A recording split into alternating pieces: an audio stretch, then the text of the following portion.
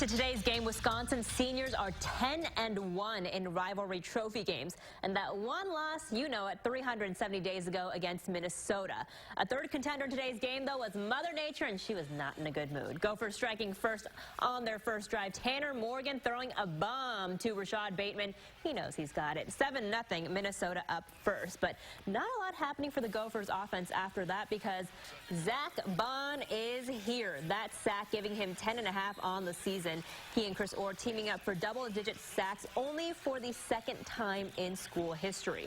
Under 3 to go till halftime. Jack Cohn gonna make it a big one. Jonathan Taylor, amazing awareness, amazing balance there. He wasn't gonna let anyone else get that ball. Badgers take the 10-7 lead. JT now with 5 career receiving touchdowns, all of them this season. Second half here now. Cohn letting the ball fly again, this time to Quintez Cephas. That one was such a beauty. He led the team in catches with 5 for 114 yards, 17-7 Wisconsin. Badgers not so heavy on the run today, surprising given the weather.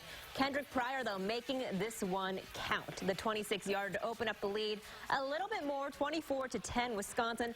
And you can't call it a Badger win this season if JT doesn't run one in. He passes the 1,700-yard mark today, joining Herschel Walker in this elite duo. This was such a great moment here. 5 seconds left on the clock, and no one was more ready to get Paul Bunyan's axe back to Madison than senior linebacker Chris Orr. He's the first one there.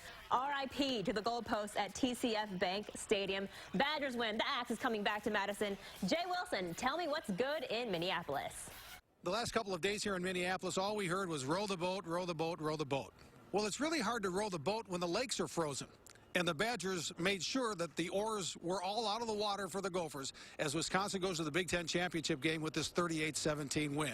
Some of the Badgers thought the Gophers disrespected Paul Bunyan's axe because they rented it out for weddings and parties and such.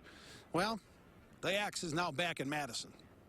The worst feeling in the world was losing on our home field and having them take it. And the best feeling in the world is beating them on their home field on senior day and taking it from them. You see all the emotions and everything comes out of everyone, not just the seniors. It's truly a team win, and we did it for everyone.